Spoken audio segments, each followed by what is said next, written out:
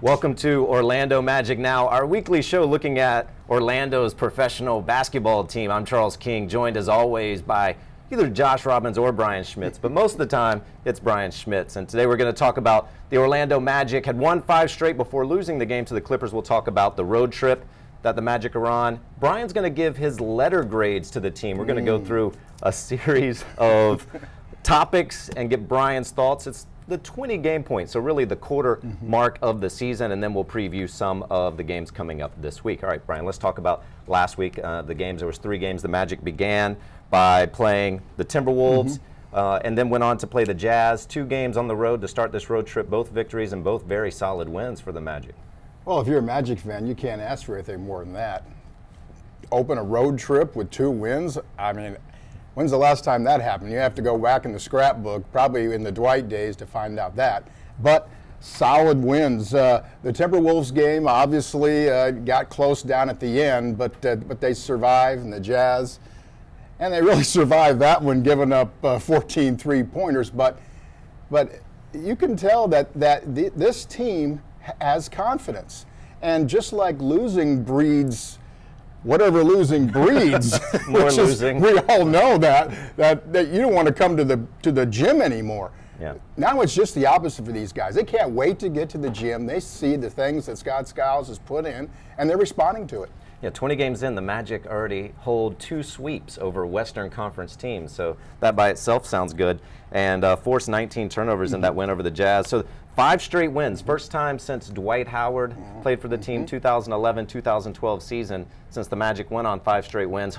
Hoped to make it 6 over the weekend and almost did, but came up short against the Clippers. The Magic had a 12-point lead in the 4th quarter, but just could not run Jamal Crawford and Wesley Johnson off the 3-point line. Those 2 both made 6 threes. Wow, and you know, Scalps, before the game, somebody asked him about Jamal Crawford, and his reaction was, we don't want him to break out of his slump against us, and guess what? He did.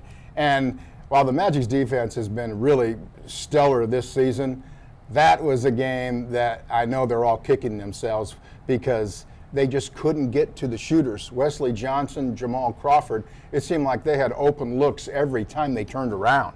They just could not get there. And you got to credit the other team. I mean, they hit the shots. So, I mean, if you're really nitpicking, and the other thing about the Clippers game is that if you need an example where they need a go-to guy, that right there is Exhibit A. They needed a guy right down the stretch, that 3, 4, 5 minute mark, who could carry the team, who could get a bucket here and there when they need one. And Oladipo was playing well in this game and had gotten some big buckets for the Magic, but banged knees at roughly the 4.5 minute mark, missed 3.5 minutes of critical play down the stretch, and the Magic just couldn't get a bucket in that run. The Clippers went on a 22-7 run to take the lead from the Magic. You're looking at some positives, though. The Magic did outscore the Clippers 52-32 in the paint. Blake Griffin did most of his damage on jump shots in this game. After the game, the players were a little frustrated. Let's take a look at what they had to say following the game.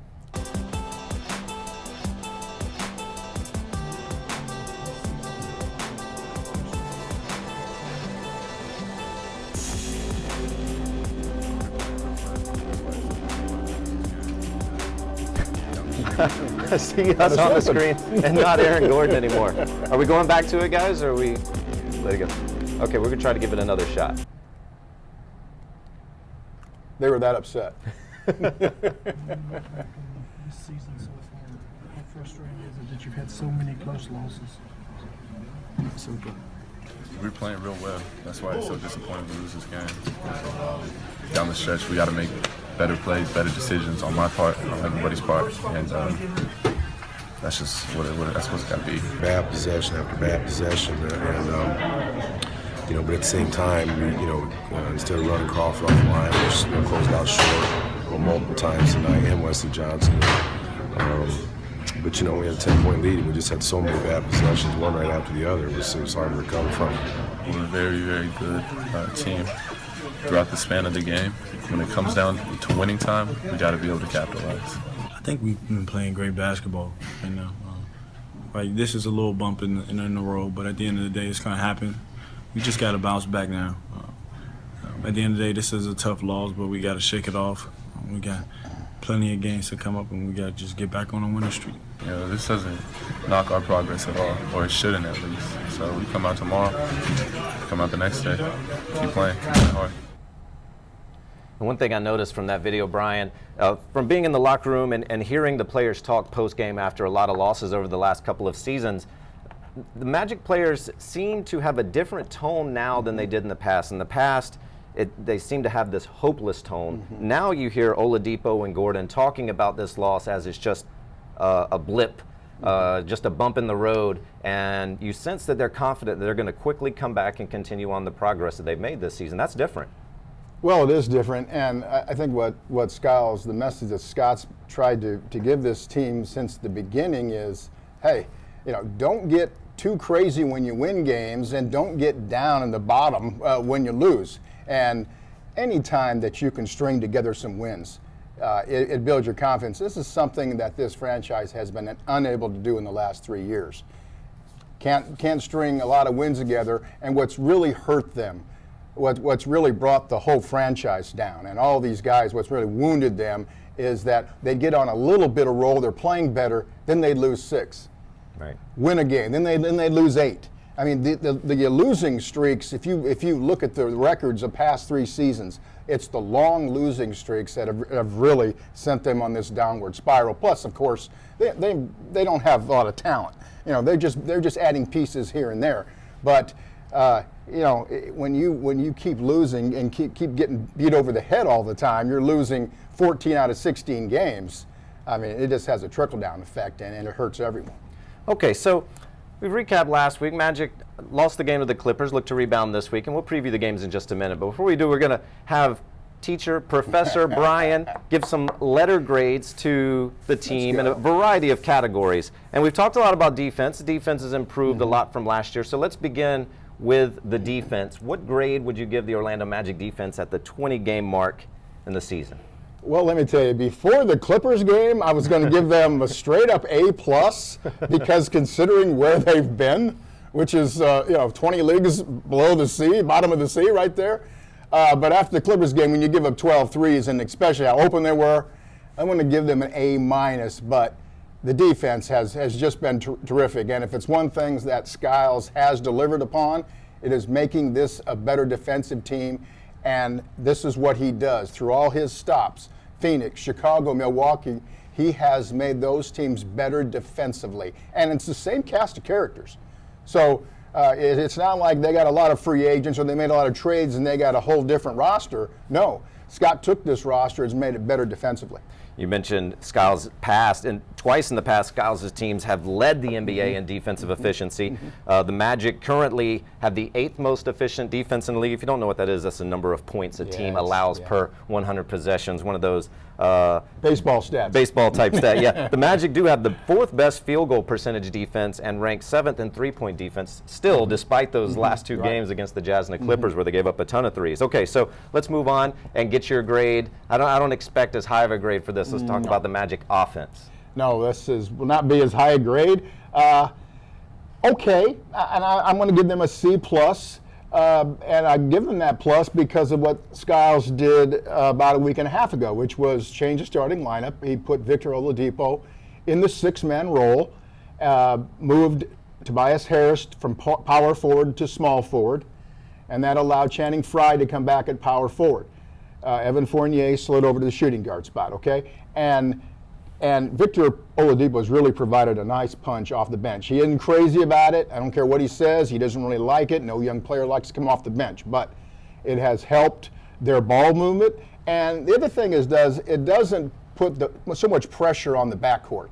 When you have 2 guys that are shooting 30, 35%, that's really a bad combination. So now you have Fournier who moves the ball well, and he can shoot, although he's been in kind of a little funk lately. But you pair Fournier and Elfrid Payton, and that's been a real nice match. And Jason Smith has been really good off the bench. Andrew Nicholson, are you kidding me? I give Scott Skiles a vote for Coach of the Year right now after exhuming Andrew Nicholson's career. So he's pushed some buttons, and they've all come up pretty good.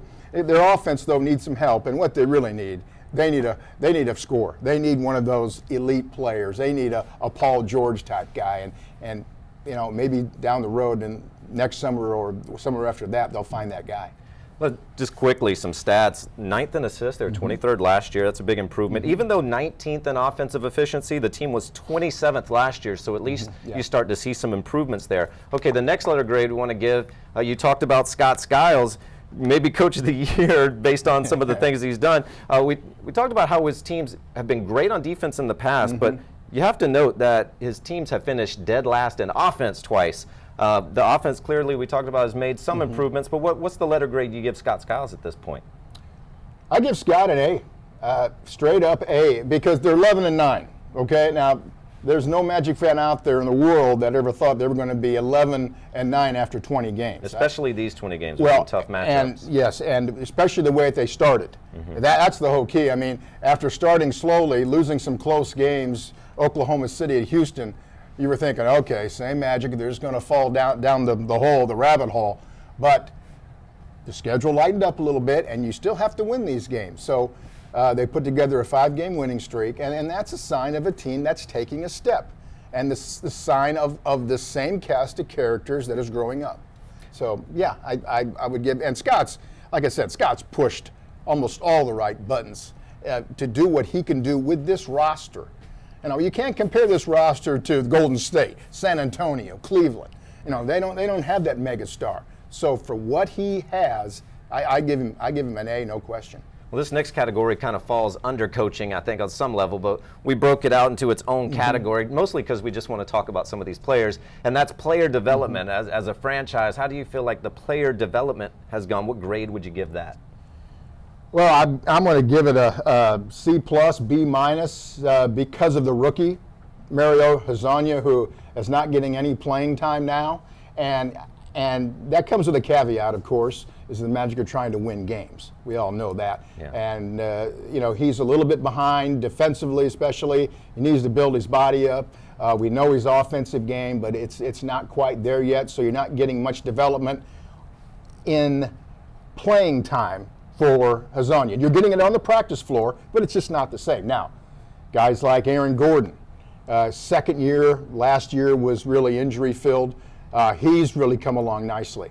Andrew Nicholson's been here. This is his 4th year. Yeah. Okay, so, I mean, but he has, under Skiles, his game has been revived. So, those two guys especially, and Elfrid Payton. We all think Elfrid Payton's been around 5 or 6 years, but this is his 2nd year. And he's had to adjust to how Skiles wants him to play. When he was playing before under Jacques Vaughn, he could dribble the ball around all day and get what he wanted. But Scott wants passing. Quit dribbling the clock away. And I think Elfrid's adjusted pretty well. And you see he's had some really good games, and he's getting to the basket. Plus his shooting is better, and especially at the free throw line. So I think those are some guys that have developed nicely. And Scott's trying to win games. I mean, this isn't class. This is an instructional video he's putting together here. He's trying to win a playoff spot. So on the run, I would say on the fly, pretty decent. You mentioned Hezonja and his limited playing time. He's really only played in garbage time over the last 5 games since the roster change, and hasn't attempted a field goal in any of those games. Nicholson, who we talked about, averaging 11 points and 6 boards in the last 7 games and shooting 44% from 3 in that stretch. Okay, lastly, just kind of a recap, a summary. Let's give an overall letter grade for this team so far after 20 games. Well, I would give it a B, a solid B. Again, they've won 11 games out of 20 tries. I mean, really, that's after you've seen this club the last 3 seasons struggle and have the worst record in the league in the first season, and not knowing where it's all going, especially when you don't get the number 1 lottery pick, and they tried hard to get it. I mean, they were losing every game left and right, but the ping pong balls did not fall the way they wanted them to, and they got some pretty good players, but they didn't get that cornerstone guy. Minnesota's cornered the market on all those guys. They got Andrew Wiggins and Karl Anthony Towns. And Philadelphia, of course, who's really the champions of tanking. They got 3 pretty good players, but so far, nothing to show for it. Okay, so Brian gives the Orlando Magic a B so far, and I think that most Magic fans would probably agree that the season has gone probably a little better than expected, and there's some hope for the future. And speaking of the future, let's talk about this week's games. The Magic continue the road trip, 5-game road trip, 2 games left. They begin this week with the Denver Nuggets on Tuesday. The Nuggets, 8-13 on the year, have lost 8 of its last 10, led by Gallinari, 17 points per game, and they also had the rookie Emmanuel Mudiay, who's averaging 11-6. This is a game that the Magic probably should win. Well, I don't know if we're there yet to say that they probably should win. These are games that you don't want to look back and you're kicking yourself, because if you fall a game or two short of the playoff race and you go, you know what, that game in Denver that we lost, just like the Clippers game.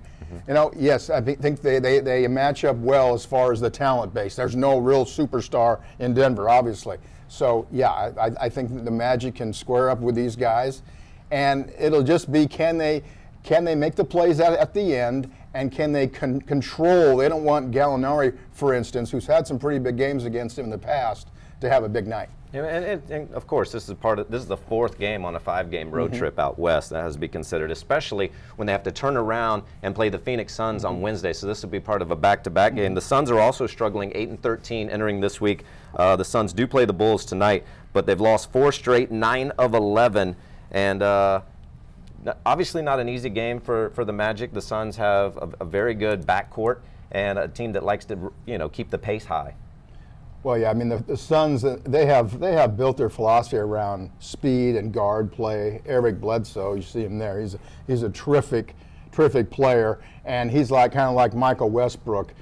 You better get back on defense, and I can tell you that will be the main speech that Scouts going to give these guys. Transition defense, because that's all that Phoenix does. Get out and go. Even after made baskets, they're already on the other end.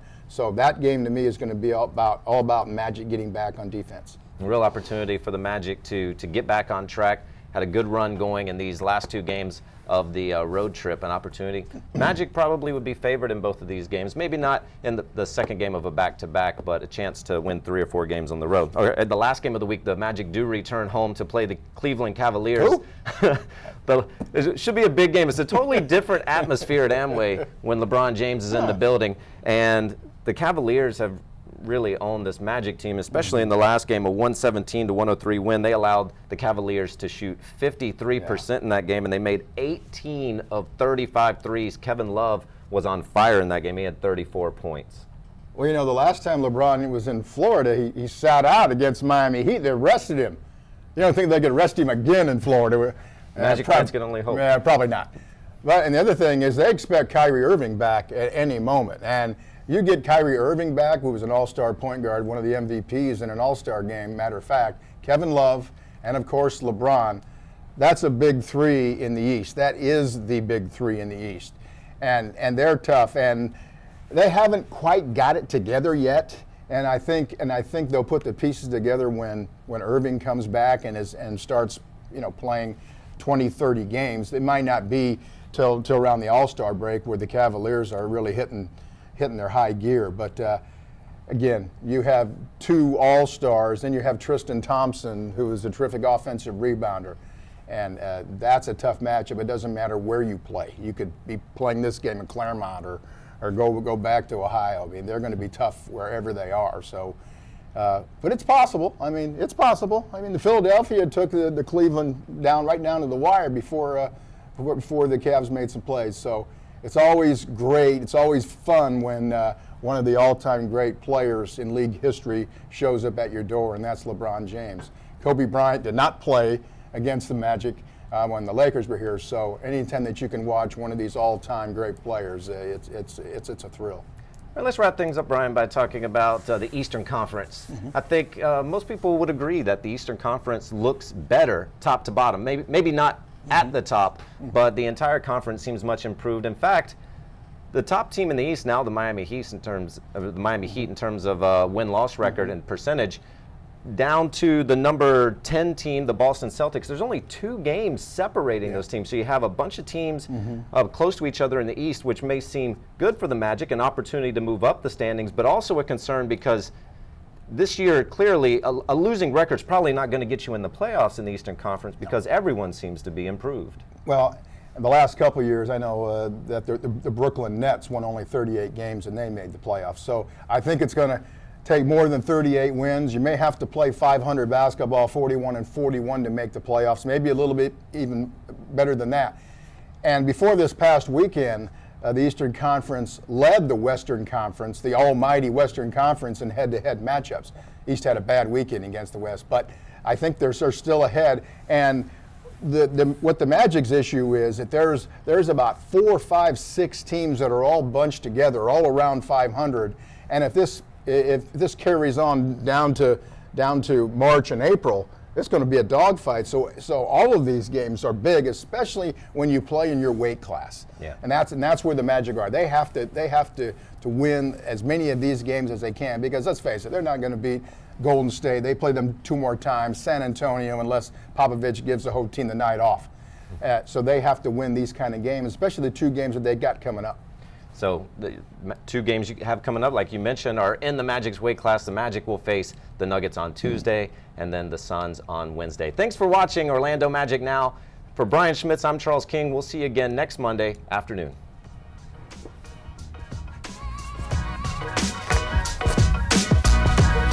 Be like an anchor.